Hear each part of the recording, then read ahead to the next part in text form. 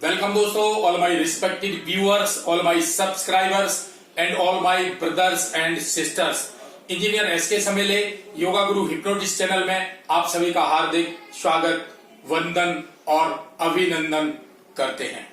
So friends, ये lockdown 2 चल रहा है और निश्चित रूप से भारत जो है विश्व के लिए एक बहुत बड़ा एक गुरु के रूप में और एक मार्गदर्शक के रूप में निश्चित रूप से भारत की एक भूमिका इसमें रहने वाली है। सभी लोग घर में रहें अभी, और शासन के जो भी एडवाइजरी है, जो उनके निर्देश है, उनका पालन हम सभी लोग मिलकर करें। आज मैं आपसे बात करना चाहूंगा कि आप जो भी करते हो जीवन में, लेकिन उस पार्ट का है जो आपका होल लाइफ का, उसमें सबसे इंपॉर्टेंट पार्ट कौन सा है जिसको हम नंबर 1 पे रखें, अपनी दिनचर्या में पहले स्थान पे रखें। और वो पार्ट है हमारा हेल्थ, हमारा शारीरिक स्वास्थ्य। क्योंकि जो सुखों का वर्णन आया है आप लोग जानते होंगे कि प्रथम सुख निरोगी काया, दूसरा सुख हो घर में माया, तीसरा सुख कुलवंती नारी, चौथा सुख सुत आज्ञाकारी, पंचम सुख हो सुंदर बासा और षष्ठम सुख हो सज्जन पासा। तो ये 6 प्रकार के सुखों में जो पहला है वो है हेल्थ इज वेल्थ। माने अगर आप फिजिकली फिट हो, आपका शरीर रोगों से पूरी तरह से मुक्त है, तो निश्चित रूप से बाकी दुनिया फिर सब कुछ ठीक है। अन्यथा अगर आप शारीरिक रूप से स्वस्थ नहीं है तो कितना भी अच्छा आपके पास बंगले हो, बहुत सारे, कितनी भी बेहतरीन से बेहतरीन कार हो, आपके पास कितनी खूबसूरत पत्नी हो, आपके बहुत सुंदर सुंदर बच्चे हो, आपका सारा कारोबार नौकरी बहुत A क्लास का हो, अगर शारीरिक रूप से स्वस्थ नहीं है व्यक्ति, फिजिकली फिट नहीं है, ये सब कुछ सब बेकार हो जाता है, कोई मतलब की चीज नहीं रहती है। तो शारीरिक स्वास्थ्य मेंटेन करने के लिए मैं आपसे बताऊं, बिल्कुल अपने जीवन की जो दिनचर्या है उसमें पहले नंबर पे आप इसको रखिए, आप अपनी फिजिकल फिटनेस को लेके। और मैं तो रखते ही रखता हूं, मैं तो अपनी पूरी हेल्थ की हर साल एक रिपोर्ट भी, पूरी 10 साल की रिपोर्ट भी एक फाइल में बना के हमने रख रखी है। हमारे हेल्थ के सारे पैरामीटर्स उसमें दर्ज रहते हैं, पता रहता है। तो लेकिन उसके लिए हम डेली जो है कम से कम 1 घंटे हम घूमने का रखते हैं, और घूमते इस तरह से कि पसीने से एकदम तर हो जाते हैं। तो आप लोगों से मैं निवेदन करूंगा, अनुरोध करूंगा विनम्रता के साथ में कि आप लोग पसीना डेली बहाइए, क्योंकि जो आदमी पसीना रोज बहाता है उसका पसीना बहाने से आपका जो ब्लड का सर्कुलेशन है पूरी बॉडी के एक एक टिश्यू तक, एक एक सेल तक, हार्ट की पंपिंग से लेके आपकी डिस्पोजल सिस्टम है, आपका पाचन तंत्र है, ये सारे तंत्र बहुत अच्छे से काम करते हैं। तो डेली आप पसीना जरूर बहाइए। और इसके अलावा जैसे मैं है, पर डे हमारा 1 घंटे फिक्स है, हर हाल में हमको तेज कदमों से स्पीड के साथ में चलना। इसके अलावा हमारा 1 घंटे के लिए फिक्स है, वो उसके लिए हम योगासन करते हैं। योगासन 1 घंटे का कार्यक्रम हमारा रहता है, पूरा बॉडी के सारे ग्लैंड्स से लेके एक एक सिस्टम को ठीक करने वाले सारे आसन हम रोजाना करते हैं। इसके अलावा हमारा साधना का जो पार्ट है वो मेंटल फिटनेस के लिए है, स्पिरिचुअल डेवलपमेंट के लिए है, वो हमारा मेडिटेशन वाला पार्ट। उसमें हम हमारे गुरुदेव श्री श्री आनंद मूर्ति जी द्वारा जो 6 लेसन की साधना पद्धति है, अभी लोग आपने देखा होगा सीधा ध्यान की बात करने लगते हैं, तमाम ध्यान ऐसे करें, ध्यान वैसे करें। तो मैं बार बार ये बोलना चाहता हूं कि जो अष्टांग योग है, 8 उसके जो कहना चाहिए उसके आयाम है, 8 उसके सोपान है, 8 उसके चरण है, यम, नियम, आसन, प्राणायाम, प्रत्याहार, धारणा, ध्यान और समाधि। बहुत सारे लोग हैं जो अपने आप को सीधा ध्यान की बात करते हैं, तो बाकी 7 स्टेप कहां गए? आप छलांग लगा के सीधे ध्यान की बात कैसे करने लगेंगे? इम्पॉसिबल है। वो गलत मिसगाइड कर रहे हैं लोगों को सीधे ध्यान की बात करके। उसमें आपको यम का भी पालन करना पड़ेगा। कोशिश करिए आप सत्य, अहिंसा, परिग्रह, ब्रह्मचर्य, अस्ते, ये 5 यम का भी ध्यान रखना। 5 नियम जो होते हैं, शौच, संतोष, तप, स्वाध्याय और ईश्वर प्राणिधान, ये 5 उनका भी पालन करना पड़ेगा। फिर योगासन भी आपको करना पड़ेंगे, फिर प्राणायाम भी करना पड़ेगा। फिर आपका आता है जो है प्रत्याहार, इसकी कोई बात नहीं करता है।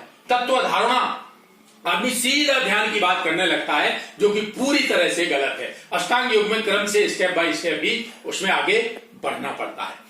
तो हमारा ये 1 घंटा घूमने के लिए रहता है, 1 घंटा योगासन के लिए रहता, और 1 घंटा हमारा मेडिटेशनल पार्ट है। तो इस तरह से 3 घंटे का समय हम पूरी दिनचर्या में अपने फिजिकल, मेंटल और स्पिरिचुअल तीनों का जो डेवलपमेंट है उसके लिए हम बिल्कुल फिक्स रोज रखते हैं। और लोग बाग के आप वीडियो जो इतना तरह से बनाते हैं उसमें इस तरह से समावेश करते हैं कि लोग प्रभावित हो जाते हैं जल्दी केवल वीडियो की बात सुन के। जबकि मैं बार बार बोलता हूं कि जो आप वीडियो में बोलते हो उसको प्रैक्टिकल भी आपको जीवन में अनुशीलन करना बहुत जरूरी है। क्योंकि बोलना तो आसान है, क्योंकि 3 तरह के मनुष्य होते हैं। एक सोचते कुछ हैं, बिल्कुल डिफरेंट, बोलते बिल्कुल उससे अलग हैं और करते बिल्कुल अलग हैं। ये सबसे घटिया किस्म के, सबसे बेकार व्यक्तित्व के लोग होते हैं। दूसरे वो होते हैं जो मन में जो सोचते हैं वही बोलते हैं, लेकिन करते बिल्कुल डिफरेंट है। सबसे अच्छा ये होता है कि जो मन में सोचता है वही वो हम बोलता है और उसके बाद वो वही प्रैक्टिकल जीवन में अप्लाई भी करता, अनुशीलन करता है। तो हम कोशिश करते हैं कि हम किसी भी टॉपिक पर जब बात करते हैं तो हमारा प्रयास रहता है कि हम उसको अपने जीवन में भी पालन करें, तभी हमें बोलने का अधिकार है। अन्यथा हम खुद गुड़ खाएं और दूसरे को गुड़ खाने को मना करें, वो वैसी बात हो जाती है। तो ये पूरा वीडियो आप जरूर देखिएगा। इसमें पूरा देखिए किस तरह से हम पसीना बहा के, और फिर योगासन का भी उसमें समावेश है और सारा चीज उसमें आप लोगों से इसलिए कहना चाहूंगा कि अगर आप फिजिकली अगर फिट है आप, तो निश्चित रूप से बाकी आपका सारा जीवन, सारी चीज बहुत अच्छा है। अगर आदमी शारीरिक रूप से ही स्वस्थ नहीं है तो उसका सारा कुछ, ये जो भी संसार है, ये नश्वर जगत है, भौतिक जगत की आपाधापी, ये चमक दमक, ये सब बेकार हो जाती है। कुछ भी अच्छा आदमी को नहीं लगता है। इसलिए मैं आपसे बार बार ये आग्रह करूंगा, आगे भी ये पूरा वीडियो आप देखिएगा, आपके काम की बहुत सारी चीजें इसमें हैं। जय हिंद, जय भारत, वंदे मातरम। लेकिन मैं इसमें भी चाहूंगा 2 शब्द जो कि मैं हमेशा बोलता रहता हूं। जल को बर्फ में बदलने में वक्त लगता है, जल को बर्फ में बदलने में वक्त लगता है, सूरज को निकलने में भी वक्त लगता है। जल को बर्फ में बदलने में वक्त लगता है, सूरज को निकलने में भी वक्त लगता है। दोस्तों, हम किस्मत तो नहीं बदल सकते हैं, लेकिन अपने जिंदा दिल हौसलों से किस्मत को भी बदलने में वक्त लगता है। किस्मत को भी बदलने में वक्त लगता है, धैर्य के साथ लगना पड़ता है। आदमी 4 दिन त्राटक करता है, कोई भी प्रोसेस 1 सप्ताह में पूछने लगता है, गुरुजी इसमें कुछ रिजल्ट समझ में नहीं आ रहा। अरे ऋषि मुनि तो बरसों साधना किया करते थे, तो इसमें बड़े पेशेंस की जरूरत है। धैर्य, बिना फल की इच्छा किए आप तो लगातार लगे रहो, लगे रहो, लगे रहो। यही हमारा आप सभी से कहना है। जय हिंद, जय भारत, वंदे मातरम। तो कैलोरी बर्न करने के लिए बहुत जरूरी है कि हम या तो तेज चलें या जॉगिंग करें, जिससे पसीना निकले। पसीना जब तक नहीं निकलता है, धीमे धीमे चलने से कैलोरी बर्न उस हिसाब से नहीं होती। या बहुत तेज आपको जीना है, उसको चढ़ें उतरें तो हमारी जो कैलोरी है वो तेजी से बर्न होती है। इसमें देखते हैं आप,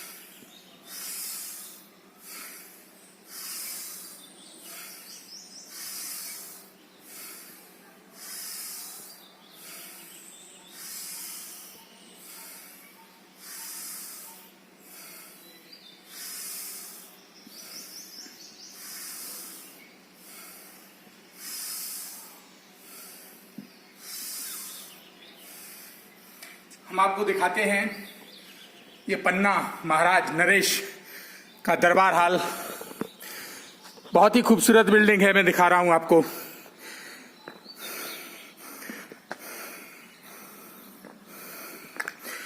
बहुत ही अच्छा कैंपस है पूरा। महेंद्र भवन,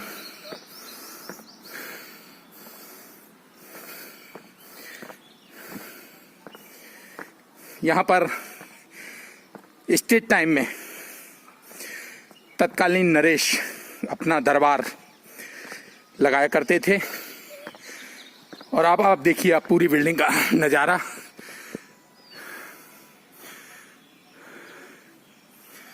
और अच्छे से दिखा देता हूं मैं, थोड़ा नीचे जाके।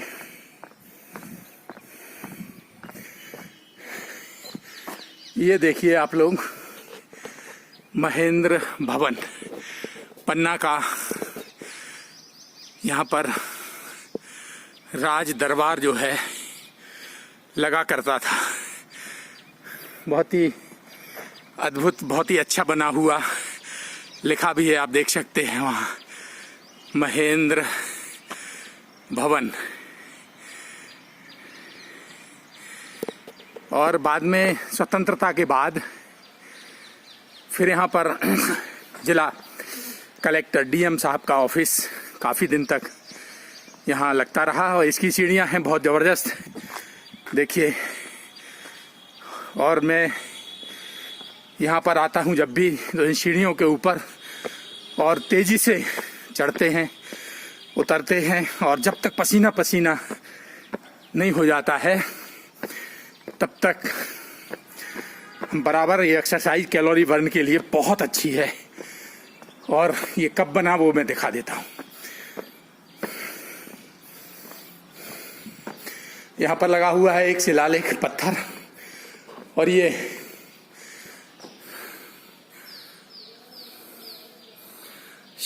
संवत 1955, लगभग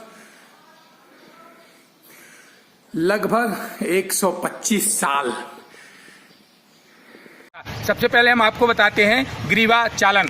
ये देखिए, आप सीधे खड़े हो जाएंगे सम अवस्था में, गर्दन को सामने, सांस छोड़ते हुए ले जाना है,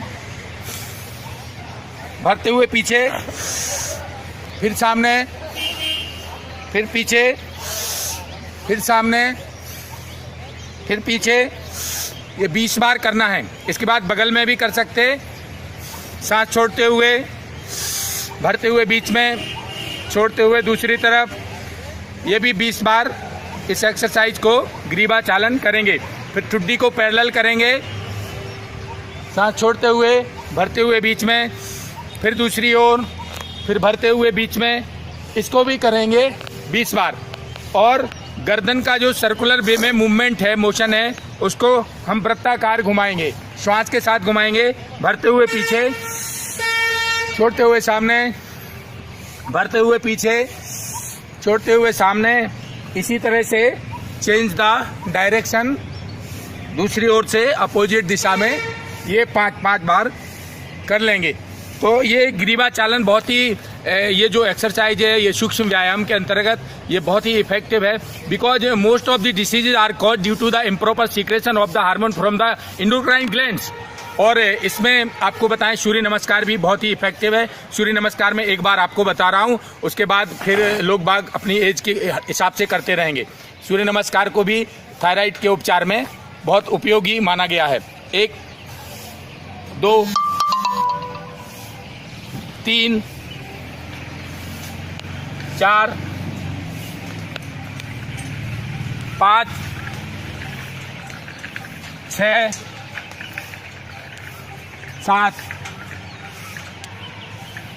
8 9 10 11 और ये 12। ये सूर्य नमस्कार भी आप करेंगे अगर, तो इससे भी और बता देते हैं आपको। सीधे बैठ जाएंगे समअवस्था में, फिर वज्रासन में जाएंगे, दाहिने पैर को मोड़ के, फिर बाएं पैर को मोड़ के सीधे बैठ जाएंगे।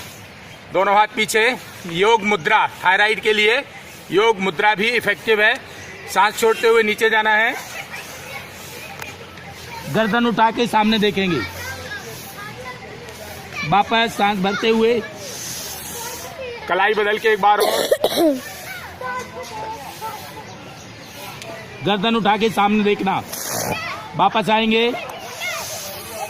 और थायराइड के लिए उष्ट्रासन भी बहुत ही प्रभावकारी आसन है। उष्ट्रासन में हम घुटने के ऊपर का भाग पूरा वर्टिकल कर देंगे सीधा, और इसके बाद सांस छोड़ते हुए पीछे एड़ी पकड़ना है। सांस छोड़ते हुए पीछे एड़ी पकड़ेंगे, गर्दन को पीछे घुमा देंगे,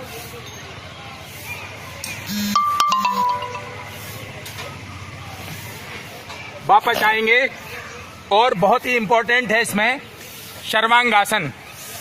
सर्वांगासन के लिए हम सीधे बैठ जाएंगे, पैरों को सबसे पहले पीछे ले जाके हलासन में,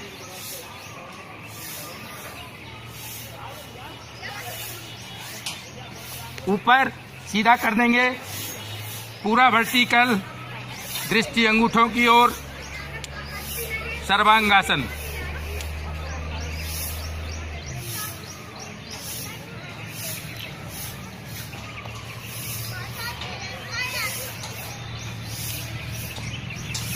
वापस आएंगे, धीरे धीरे वापस, स्लो।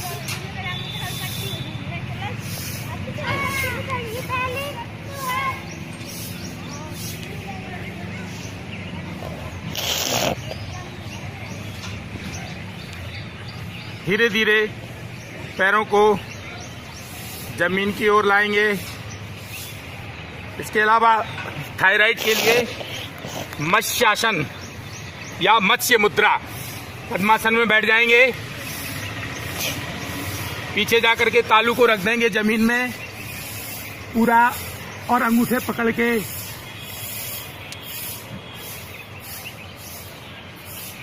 वापस आएंगे। और दो आसन और, जिसमें मकरासन, भुजंगासन।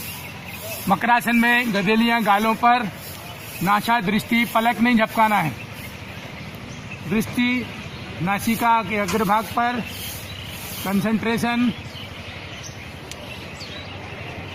इसमें पैर भी चला सकते हैं। और फिर दोनों हाथों को वक्षस्थल के नीचे सामने से सांस भरते हुए उठाएंगे, सर्पासन या भुजंगासन।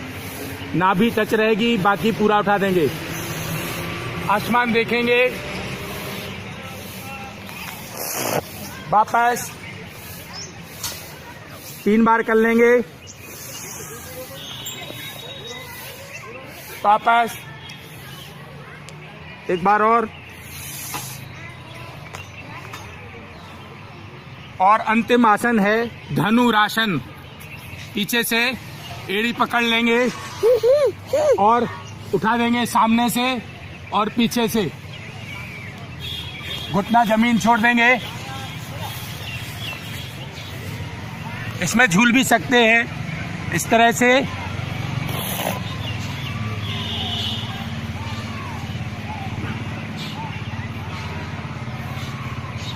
वापस बैठ जाएंगे उठ के। तो ये हो गया आपका थायराइड के लिए विशेष करके योग में जो प्रावधान है, इसका अगर रोज अभ्यास करेंगे तो गारंटी के साथ में थायराइड आदमी का ठीक हो जाएगा। हमें बस थोड़ा सा अपना आहार विहार, दिनचर्या, सुबह का मॉर्निंग वॉक, खान पान पर नियंत्रण, ये थोड़ा सा हम ध्यान रखेंगे अगर, तो निश्चित रूप से थायराइड का उपचार योग से संभव है। भारत माता की जय।